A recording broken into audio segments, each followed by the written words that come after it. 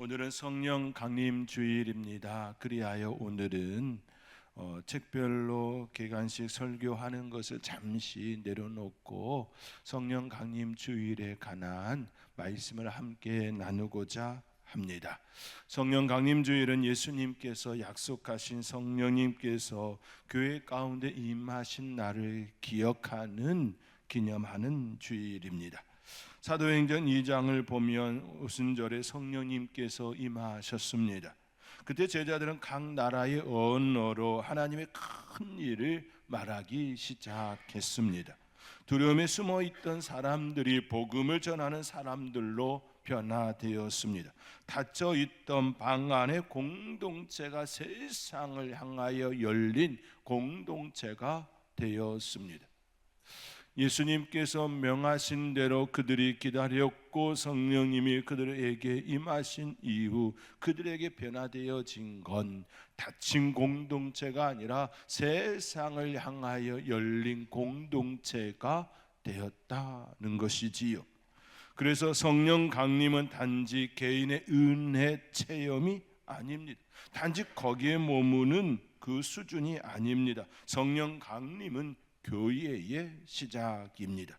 성령 강림은 전도와 선교의 시작입니다. 성령 강림은 복음이 예루살렘을 넘어 온 유대와 사마리아와 땅끝까지 이르는 출발점입니다. 우리는 성령을 생각할 때 종종 내 마음의 평안, 내 삶의 위로, 내 문제의 해결을 먼저 떠올립니다. 물론 성령은 우리를 위로합니다. 성령 우리를 돕습니다. 성령은 우리의 연약함을 붙들어 줍니다. 그러나 성령님께서 우리에게 임하시는 이유는 거기에 멈추지가 않습니다. 거기에 멈추지 않습니다. 성령이 임하시면 내 증인이 되리라 하신 것처럼 우리에게는 하나님께서 주시는 성령의 평안과 성령의 권능으로 인하여 우리 안에 충만함으로 가득한 성령이 임하면 기쁨이 있지요. 내 안에 충만함으로 가득함이 있습니다. 그것으로 끝나지 않지요. 그 뜨거움이 우리로 하여금 세상을 향하여 복음을 증거하는 복음의 증거자가 되게 합니다. 성령님은 우리를 살리시고 우리를 세우시고 우리를 세상을 향하여 나가게 합니다. 보내시지요. 성령은 우리 안에 거하시지만 우리 안에만 갇혀 계시는 분이 아닙니다. 성령님은 우리를 세상에 보내시는 하나님의 영입니다. 오늘 본문은 예수님께서 십자가를 앞두고 제자들에게 주신 말씀입니다. 제자들은 불안했습니다. 예수님께서 떠나신다고 하니 불안하였습니다. 마음이 흔들렸습니다. 예수님 없이 어떻게 살 수 있는가? 그렇게 마음속에 흔들림이 일어났습니다. 예수님 없이 어떻게 복음을 전할 수 있을지 알지 못했습니다. 예수님께서는 제자들을 둘씩 짝지어 세상을 향하여 파송하였지요. 그때 권능을 허락하여 주시고 귀신 들는 자를 내어줘 줄 수 있는 힘을 주시고 아픈 자들 병든 자를 치유하는 권능을 주셨습니다. 그리하여 그들이 예수님과 함께 있는 동안에 그러한 은혜를 누렸습니다. 그러한 그 예수님이 떠나신다 하니 마음의 흔들림이 일어나는 건 당연할 겁니다. 바로 그때 예수님께서 제자들에게 오늘 본문 16절의 말씀과 같이 약속합니다. 우리 함께 16절의 말씀 함께 읽겠습니다. 내가 아버지께 구하겠으니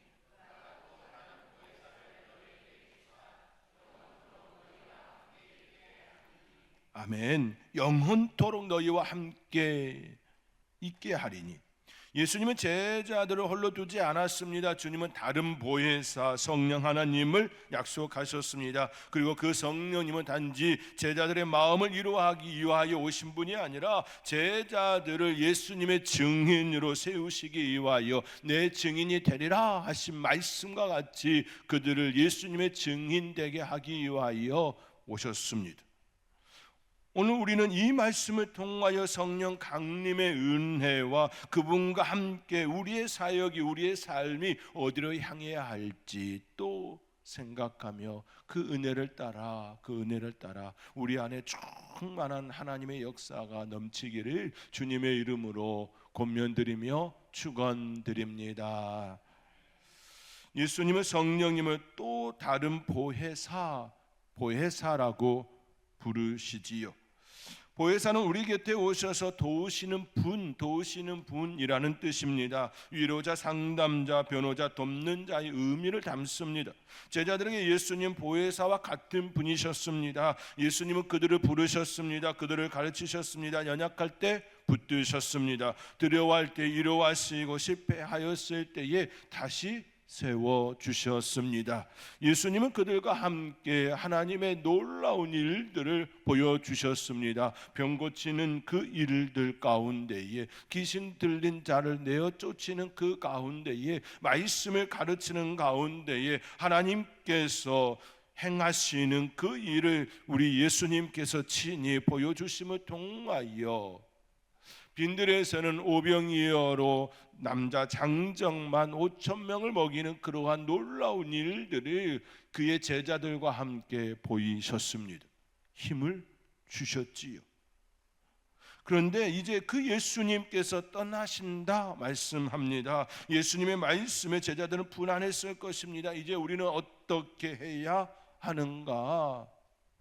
주님 없이 어떻게 살아야 하는가? 주님 없이 어떻게 복음을 전할 수 있는가? 그들이 예수님을 만나기 전에는 그것을 경험하지 못하였기 때문에 그 예수님의 존재에 대하여 그들 마음속에 가득 품지 않았을 겁니다.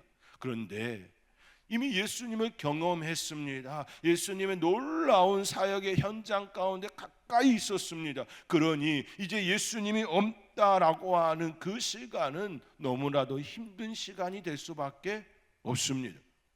경험한 자는 그 경험한 것으로 인하여 그 다음을 생각하게 되어지지요. 우리의 삶의 자리가 그렇지 않습니까? 지난 우리의 시간들 가운데 우리가 경험한 것으로 인하여 지금을 생각하고 미래를 계획합니다.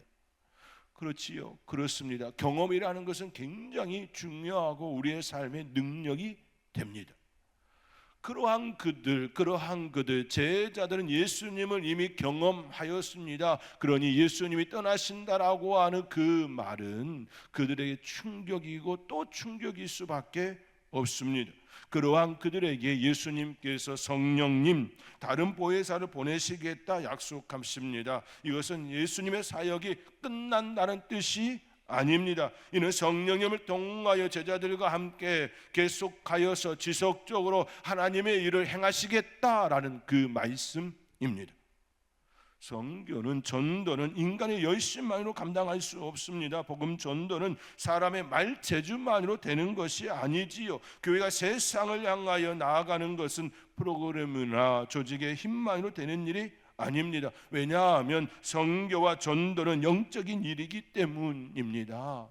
그렇기에 사도 바울은 그가 복음의 현장 가운데에 하나님의 능으로 하겠다라고 하는 고백을 하지 않습니까? 왜 그랬습니까? 그는 그 당시에 배운 사람입니다.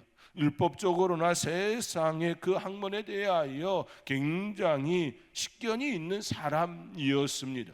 그리하여 철학자들과 논쟁할 수 있는 충분한 실력을 가진 자였습니다. 그런데요, 그가 그들과 만남을 통하여 깨달은 것은 그들과 말로 하지 않겠다라는 겁니다. 하나님의 권능으로, 하나님의 역사로 그렇게 복음을 증거하겠다라고 하는, 십자가만을 붙들겠다라고 하는 그 결단이 그에게 일어났습니다. 왜 그렇습니까? 선교는 인간의 말로, 인간의 지혜로, 인간이 알고 있는 그 지식으로 전달하는 것으로 되어지는 것이 아니기 때문입니다. 성령의 능력으로, 성령의 역사 가운데에 성령 하나님께서 그들의 마음을 붙드시고 변화시켜 주시고 열어주시기 때문에 가능한 일이므로 사도 바울도 그것을 깨닫고 자기의 그 지식을 내려놓음이 되었습니다. 복음은 단순한 정보 전달이 아닙니다. 예수 그리스도의 십자가와 부활을 증언하는 일입니다. 죄와 죽음 가운데 있는 사람을 생명의 길로 초대하는 일입니다. 어둠 가운데 있는 세상에 하나님의 빛을 전하는 일입니다. 그렇게 우리의 능으로 하는 것이 아니라 하나님의 능으로 하는 일입니다. 그러므로 선교에는 반드시 성령님의 역사, 그분의 도우심이 필요합니다. 예수님께서는 승천하시며 사도행전 1장 8절의 말씀과 같이 오직 성령이 너희에게 임하시면 너희가 권능을 받고 예루살렘과 온 유대와 사마리아 땅끝까지 이르러 내 증인이 되리라 하셨습니다. 예수님께서 무엇이라 말씀합니까? 먼저 나가라, 먼저 전하라 그렇게 말씀하십니까? 아닙니다. 그렇게 말씀하지 않았습니다. 먼저 성령이 임하시면입니다. 성령이 임하실 때 증인이 됩니다. 성령이 임하실 때 교회는 세상으로 나아갈 힘을 얻습니다. 성령이 임하실 때 두려움은 사명으로 바뀝니다. 성령이 내 안에 임하시면 우리 안에 권능이 임하고 그로 인하여서 우리 안에 성령 충만으로 인하여 세상이 줄 수 없는 평안을 얻습니다. 세상이 줄 수 없는 평안을 얻기에 우리 안에 기쁨이 충만합니다. 기쁨이 충만하니 우리의 삶이 즐거워지고 세상 사람들과 다른 길로 가게 됩니다. 예수님이 가신 그 길이 좁은 길이 아니라 얼마나 형통하고 그 길로 갈 때에 하나님 나라에 하나님의 영광을 위하여 쓰임받는 길임을 깨닫고 그 길이 즐겁습니다. 수많은 목회자들이, 수많은 선교사님들이 왜 지금도 열악한 지역에 나아가 복음을 증거하는 자가 될 수 있었겠습니까? 그들의 힘입니까? 아니지요. 지식의 힘입니까? 아니지요. 성령 하나님께서 그들과 함께 하심으로 그들의 마음을 붙들어 주시고 열악하지만 그 열악함이 열악함으로 다가오지 않기 때문입니다. 사랑하는 성도 여러분, 우리는 종종 선교를 특별한 사람들의 일로 생각할 때가 있습니다. 선교사는 따로 있고 전도자는 따로 있으며 나는 그저 교회에 출석하는 사람이라고 생각할 때도 있습니다. 그러나 성령을 받은 모든 성도는 복음의 증인입니다.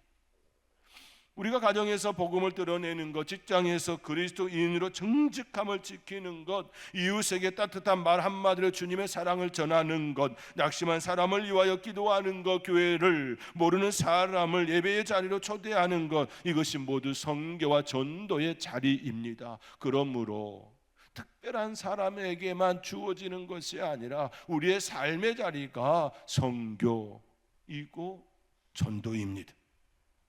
그러므로 선교는 반드시 먼 나라로 가는 것만을 의미하지 않습니다. 물론 땅끝까지 복음을 전하는 해외 선교는 교회가 감당해야 할 귀한 사명임은 분명합니다. 그러나 선교는 동시에 내 곁에 있는 한 사람에게 전하는 일이 매우 중요합니다. 내 가족, 내 이웃, 내 직장 동료, 내 친구, 아직 예수님을 알지 못하는 그 한 사람에게 복음을 증거하는 일은 해외에 나가서 증거하는 그 일 못지않게 아주 귀한 일입니다. 우리 모두는 우리의 삶의 자리에 보내어진 선교사입니다. 이것이 바로 선교적 교회의 핵심입니다. 선교적 교회가 무엇입니까? 우리 모두는 다 교회입니다. 우리가 이렇게 모인 공동체로서의 교회이지요. 우리가 각각 흩어지면 흩어진 교회로서의 각각 한 사람입니다. 그 한 사람이 그 자리에 선교사로 서 있는 것입니다. 이것이 선교적 교회의 핵심입니다.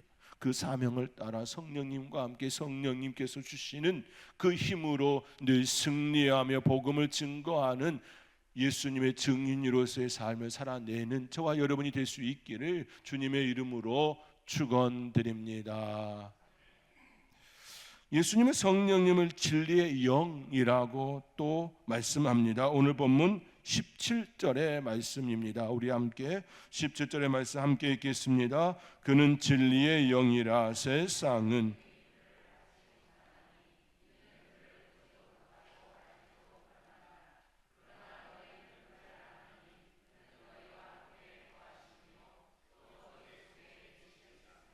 아멘.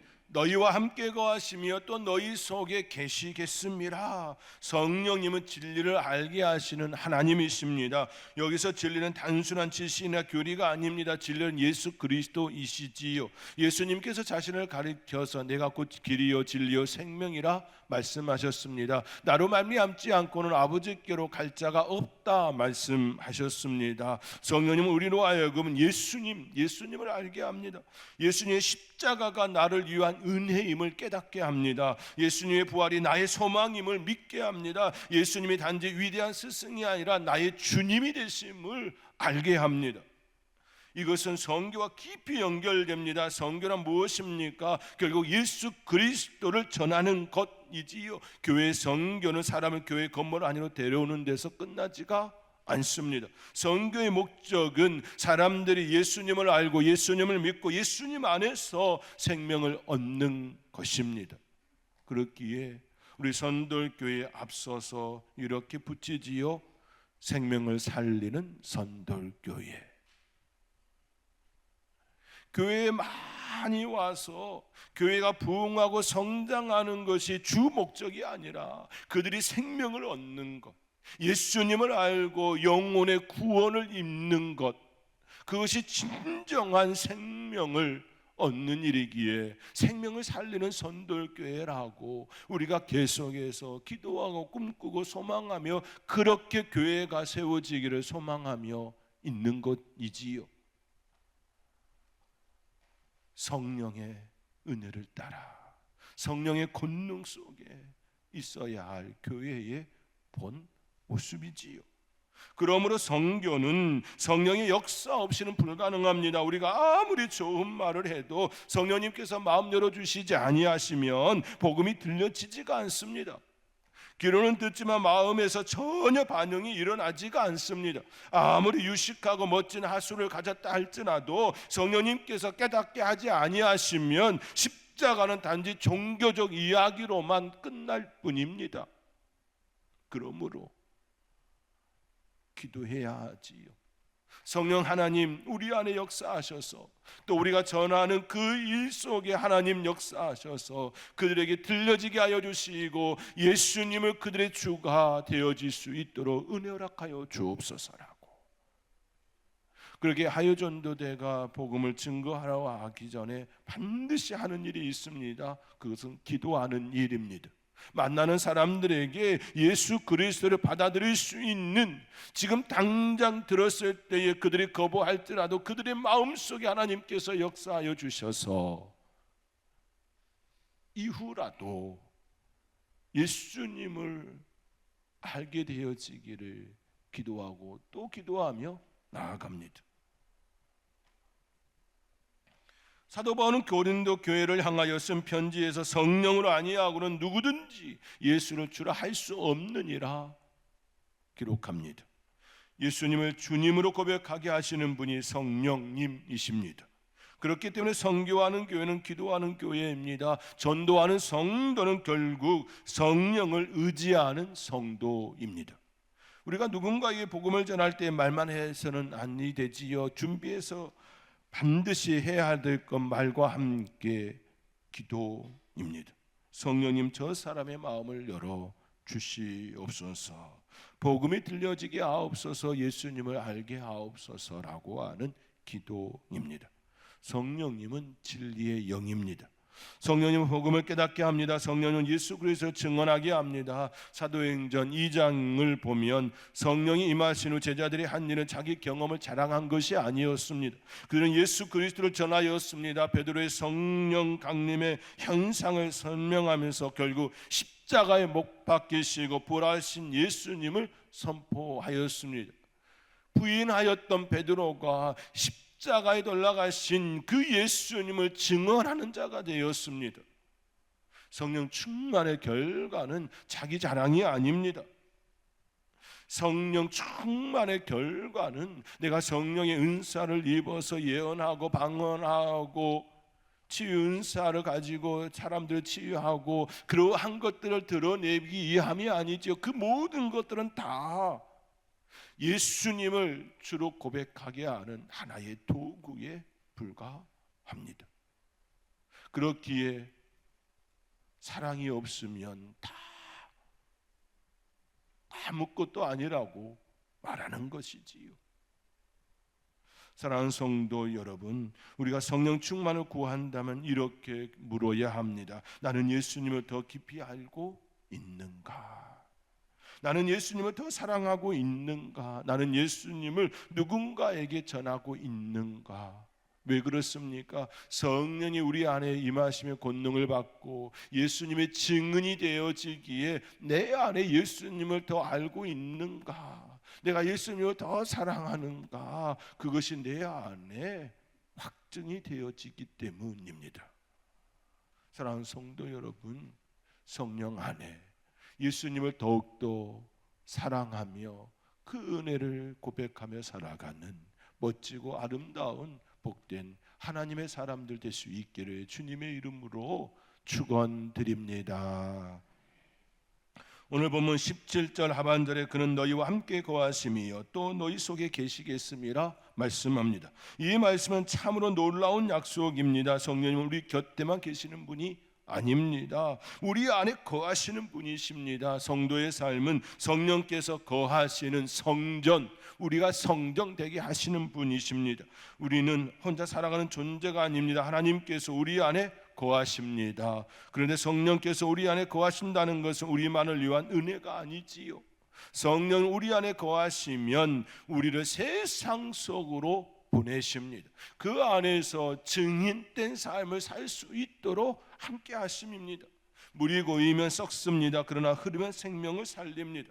은혜도 마찬가지입니다. 은혜를 나만 붙들고 있으면 신앙은 점점 자기 중심적이 됩니다. 그러나 은혜가 흘러가면 가정이 살아나고 이웃이 살아나고 교회가 살아나고 세상이 복음을 듣습니다. 하나님께서 아브라함을 부르실 때도 마찬가지였습니다. 하나님은 아브라함에게 복을 주시겠다 약속합니다. 그러나 그 복은 아브라함 한 사람만을 위한 복이 아니었습니다. 너는 복이 될지라 말씀하심과 함께 땅의 모든 족속이 너로 말미암아 복을 얻을 것이라 말씀을 더하셨습니다. 너로 말미암아 복을 얻을 것이라 땅의 모든 족속이, 너로 말미암아 땅의 모든 족속이 복을 얻을 것이라. 복이 될지라 말씀하시고 그 복은 그 한 사람만이 아닌 땅의 모든 족속에게 퍼지는 하나님의 사랑이었습니다. 지금도 마찬가지입니다. 성령이 우리에게 임하시면 우리가 권능을 받습니다. 복을 받습니다. 형통함과 잘됨과 평안함 속에 거하게 하십니다. 또 그것을 통하여 우리의 주위에 있는 이들이 그 은혜를 알게 됩니다.